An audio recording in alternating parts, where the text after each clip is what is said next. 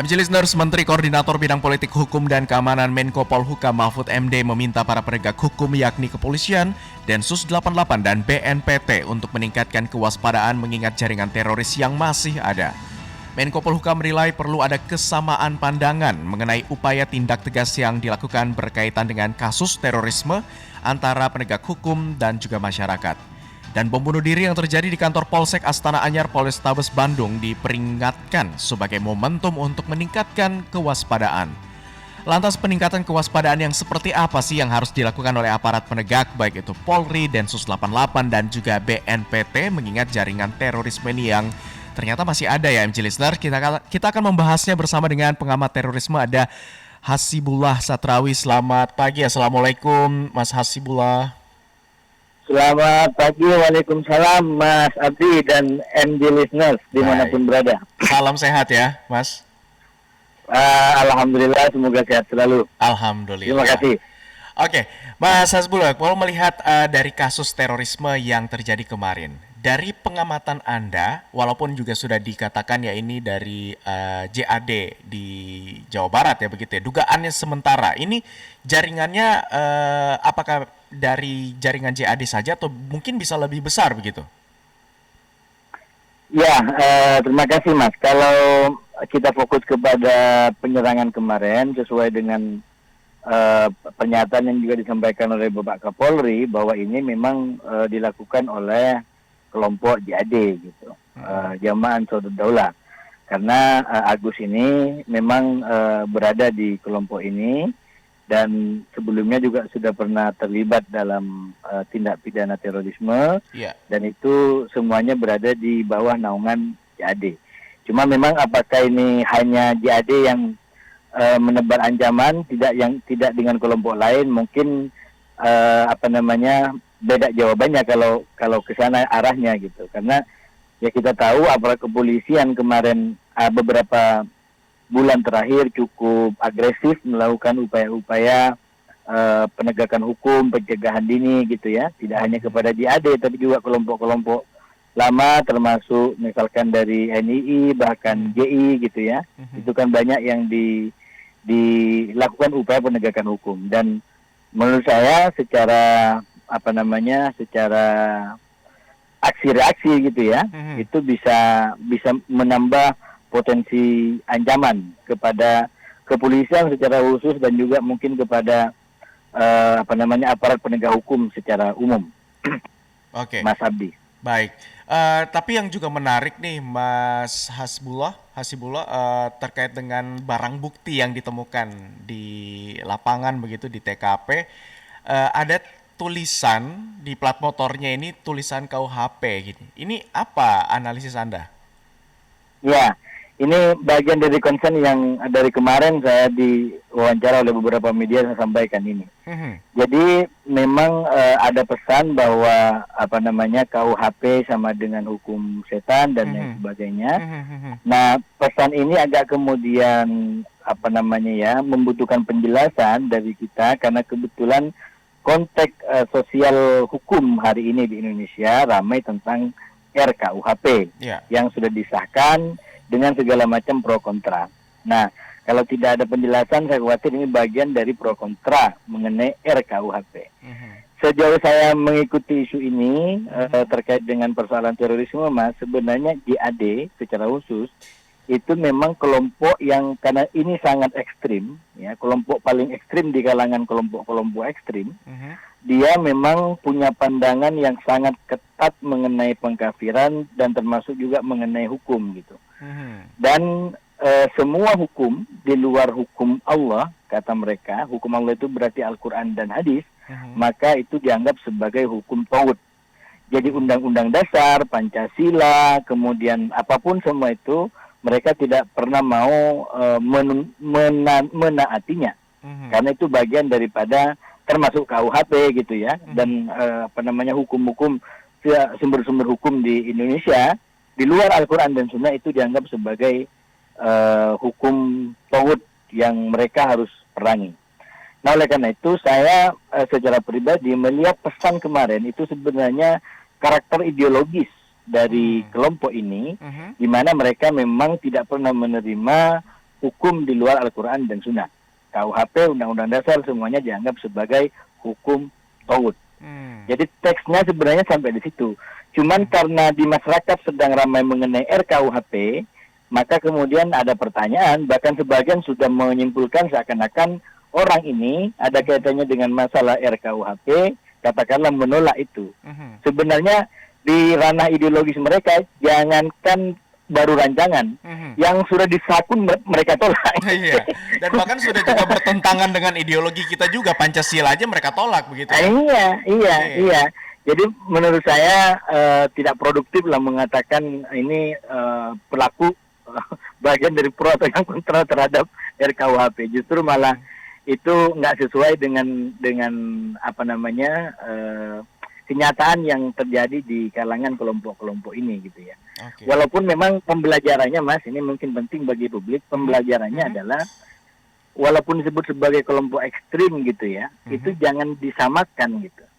Nah, contoh seperti ini kan menunjukkan ya, JAD itu bahkan sampai juga mengkafirkan kelompok ekstrim lain yang tidak se-ekstrim dia gitu. Wow. Karena mereka misalkan ya, mereka masih ada yang katakanlah menjadi PNS. Itu ada yang sampai dikenal dengan istilah pengkafiran berantai di kalangan mereka itu. Jadi orang JAD sudah kafir nih ya. Sudah yakin dia yang baik gitu. Lalu ada temannya yang dianggap dia kafir karena tidak masuk JAD. Maka seorang JAD harus mengkafirkan temannya itu. Karena kalau dia tidak mengkafirkan temannya, jatuh vonis kafir dalam diri dia sendiri. Jadi dia harus mengkafirkan itu. Jadi dia itu harus mengkafirkan temannya biar dia juga nggak jatuh kafir begitu? Biar nggak jatuh kafir. Kalau temannya ini dia tidak kafir, tapi tidak mengkafirkan yang kafir, dia kena vonis kafir. Itu yang menimbulkan di internal kelompok ekstrim ini, terutama JAD, itu menjadi apa ya, dimusuhin juga oleh kelompok-kelompok lain, katakan JI gitu ya.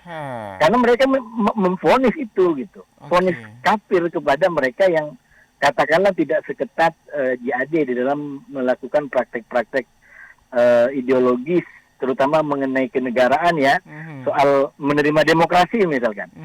Itu menerima demokrasi, orang JAD sudah mengatakan demokrasi itu syirik gitu ya.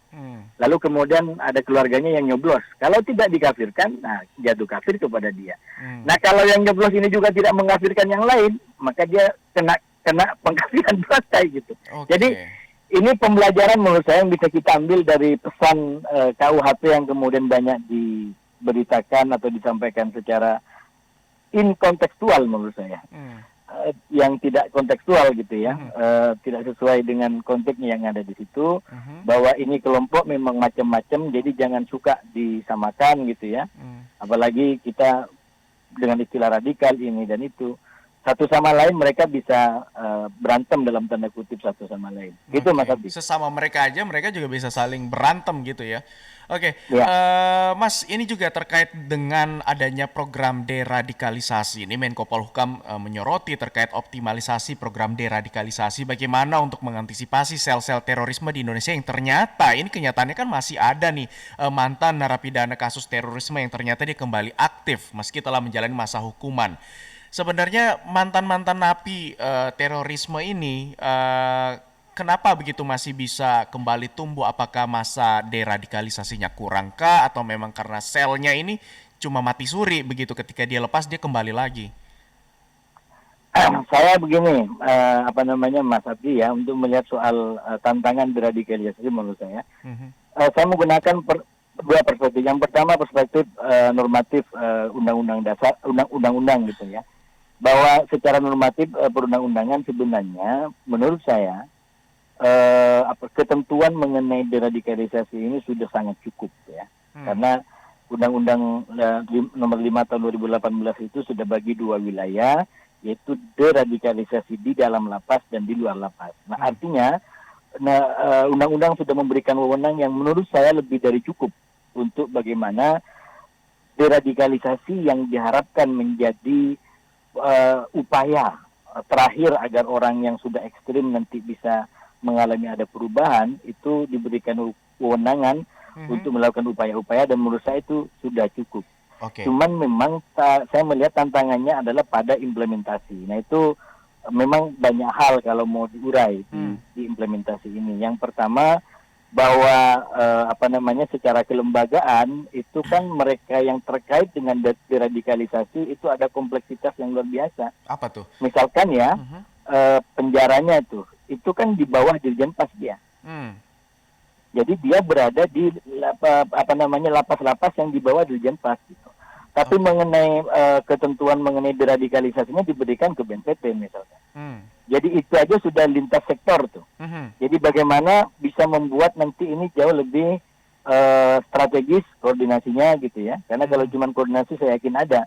Cuman bagaimana ini bisa juga lebih strategis, ibarat pertandingan untuk memenangkan gitu ya. Sehingga bisa lebih efektif dan lebih tajam dalam implementasinya.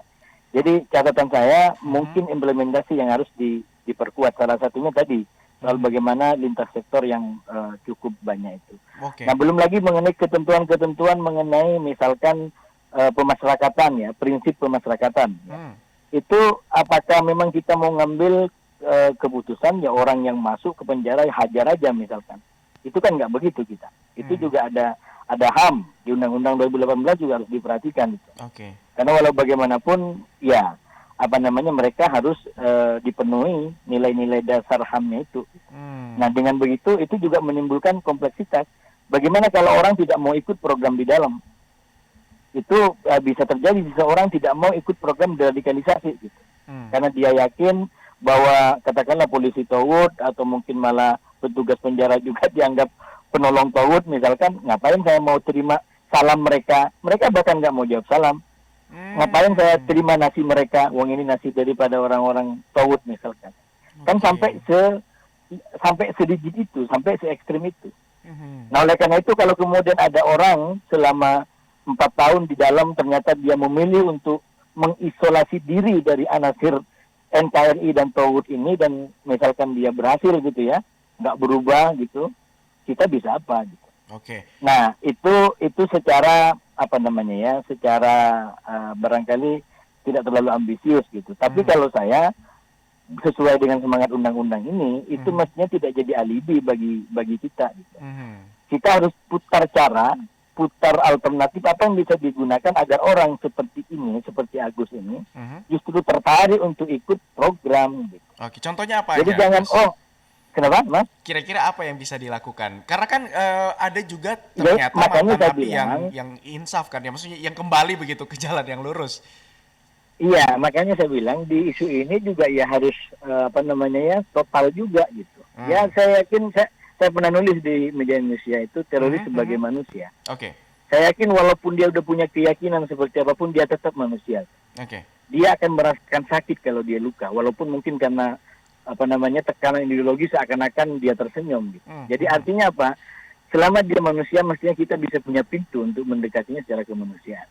Dan itu menurut saya jauh lebih memberikan harapan daripada kita meratapi dia tidak mau untuk ikut program deradikalisasi. Itu berarti mentok kalau bagi saya. Terus mau apa kalau sudah nggak mau? Justru kalau nggak mau itu menurut saya harus dibikin mau dengan pendekatan cara yang mestinya bisa kita kreasikan lah gitu untuk kebaikan kita. Berarti semua. Pendekatan secara humanis yang mungkin bisa dilakukan? Pendekatan secara humanis, pendekatan secara individual, pendekatan malah mungkin juga doa. Namanya pendekatan, Mas. Saya tidak bisa membuat satu pendekatan. Siapa tahu dengan hubungan yang sangat intim, kemudian hubungan yang sangat ikhlas, sangat natural gitu ya. Itu pengalaman banyak orang yang berubah. Perubahan itu tidak selalu dari yang besar-besar. Ada kalanya orang berubah karena iya ya, orang ini awalnya saya kafirkan, tapi kok tetap dia menghormati saya. Dia bisa berubah. Jadi perubahan itu tidak selalu karena gempa gitu ya. Perubahan itu kadang-kadang juga terjadi dari tiupan-tiupan angin kecil gitu. Dan sekali lagi kita nggak tahu teroris yang mana yang bisa berubah karena apa. Dan menurut saya para pihak yang terlibat dalam kerja deradikalisasi harus berada di mindset itu. Sehingga dia bisa melanjutkan upaya ini gitu. Atau bahasa lapangannya pertarungan ini gitu. Dan tidak mudah mengibarkan bendera kuning gitu kan, karena dia tidak berubah jadi saya tidak bisa lakukan apa-apa. berat kalau begitu. Oke, Mas Hasbullah. Gitu, Mas. Oke, yang juga tadi menarik, Anda tadi katakan ada program deradikalisasi ini kan bisa dilakukan dalam lapas dan juga di luar lapas. Boleh dikasih tahu juga untuk kepada MG listeners ini apa saja sih yang dilakukan dalam lapas dan juga di luar lapas contohnya? Jadi maksudnya begini, deradikalisasi di dalam lapas itu artinya orang kalau sudah vonis itu kan berarti dia ditaruh di lapas gitu ya. Nah ketika di lapas itu sudah ada program dari teman-teman lapas apa yang namanya pembinaan. Pembinaan itu kurang lebih asumsinya bagaimana dia bisa memasyarakat kembali lah, bisa ya hidup damai dengan masyarakat itu, karena asumsinya kan orang-orang yang napi secara umum itu kan ya karena kekurangan itu kan, misalkan kejahatan umum ya, itu pencurian atau apa gitu ya, jadi dibuat ulang untuk bagaimana menjadi baik. Nah untuk para teroris ada secara khusus gitu ya, segala macam ketentuannya itu gitu, sisi kebangsaannya, sisi dan lain sebagainya lah gitu. Nah itu yang disebut sebagai program di dalam deradikalisasi di dalam lapas. Dan itu di Undang-Undang 2018 sudah diatur mengenai program itu semua, wawasan kebangsaan kah, wawasan keindonesiaan kah, atau apa yang bisa membuat seorang napiter yang dianggap ekstrim ini bisa menjadi damai, termasuk menerima NKRI. Oke, itu baik. di dalam lapas. Di luar lapas apa? Berarti di dalam lapas itu kalau dia sudah keluar dari lapas. Okay. Nah itu juga masih ada program namanya deradikalisasi di luar lapas di kalangan jaringan ini. Gitu. Oke, baik. Nah, itu juga ada. Itu gitu. yang saya bilang, upaya yang dilakukan ya? Secara normatif sempurna, hampir sempurna menurut saya gitu. Kita udah banyak itu. Pencegahan apalagi itu, pencegahannya udah nyaris sempurna. Jadi kalau ada kekurangan-kekurangan, menurut saya itu di wilayah implementasi yang harus kita evaluasi bareng-bareng gitu ya, lihat di mana yang kurang, sehingga bisa lebih baik lah ke depannya. Mas, upaya pencegahan sudah, dari deradikalisasi juga sudah. Apakah jaringan teroris ini bisa diberantas secara seluruhnya di Indonesia? Kalau berantas dalam pengertian lumpuh mungkin agak susah ya, karena itu berkaitan dengan juga keyakinan orang.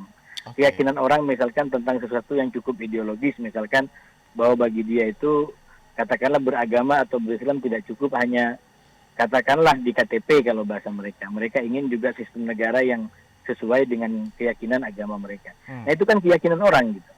Kita nggak bisa serta-merta kemudian nggak, kamu salah. Kalaupun kita katakan kita salahkan dia, apa gunanya kita salahkan kalau dia tetap membenarkan? Jadi itu yang membuat saya berpikir kalau tadi tentang pemberantasan gitu ya, itu tetap ada dia gitu, selama masih ada mengenai itu semua. Nah oleh karena itu kita harus hemat energinya, yaitu kita coba berikan lokalisir lah bagaimana kalaupun ada pikiran-pikiran mengenai itu tidak kemudian menghalalkan aksi kekerasan, tidak kemudian membuat dia ingin mengubah misalkan sistem negara, karena misalkan dia sadar namanya mengubah sistem negara akan semakin banyak korban yang berjatuhan. Jangankan mengubah sistem negara, mengubah keluarga aja itu korbannya banyak sekali.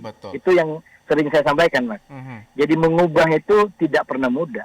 Jangankan negara gitu, keluarga aja diubah, entah dikurangi atau ditambah, wah itu berat itu. Iya, dan juga mungkin yang bisa digarisbawahi adalah agar proses rekrutmen dan juga regenerasi yang dari orang-orang baru yang direkrut ini juga bisa diputus ya, nggak ada lagi. Bisa.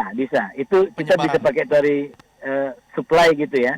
Jadi memang kelompok yang seperti ini sedikit gitu, yang berkeyakinan seperti ini. Cuman dia tetap bertahan karena selalu ada supply penerus gitu. Ada tambahan lagi karena merasa yakin ini dan itu, ini gabung lagi sehingga lebih banyak lagi. Saya setuju itu harus dipotong. Jalur supply-nya harus dipotong sehingga tidak ada penambahan jamaah kembali. Gitu. Soalnya mirisnya karena kemarin juga ada beberapa data yang dirilis bahwa ternyata tenaga pendidikan, dosen-dosen di kampus itu ternyata terhubung juga dengan jaringan radikal ya. Ini yang sangat perlu diperhatikan juga ya, Mas. Kalau menurut saya itu jalurnya adalah ya lewat jalur ideologi dan perjuangan tadi gitu. Jadi wah ini dia merasa lebih kuat, lebih benar gitu ya, lebih sesuai dengan nilai-nilainya, dia bisa masuk di kelompok manapun itu. Jadi karena itu menurut saya harus dibikin pencerahan di bagian saluran ideologinya itu, Mas, agar orang itu oh iya ya ternyata memang perdebatan begitu ada kok dari dulu, dan ya kenyataannya kita tetap memilih berbeda-beda. Dan itu ya minimal diyakini bahwa itu bukan sebuah kewajiban, atau minimal kalau nggak melakukan itu lalu dikafirkan seperti tadi di awal kan. Dan yang menjadi masalahnya karena kalau dia berbeda dikafirkan, dihalalkan, kemudian dibolehkan untuk menjadi objek aksi kekerasan kan. Oke deh. Ya kita harapkan tidak ada lagi lah tindakan dan juga aksi-aksi terorisme di tanah air dan bisa diberantaskan dengan adanya paham-paham radikal yang mungkin bisa masuk dari segala lini, terutama dari sisi pendidikan dan juga lain-lain. Ya kita harapkan tidak ada lagi aksi-aksi tersebut. Terima kasih Mas Hasibullah Satrawi. Sama-sama Mas Abdi. Selamat pagi. Selamat pagi. Assalamualaikum warahmatullahi wabarakatuh. Salam sehat Mas. Salam warahmatullahi wabarakatuh.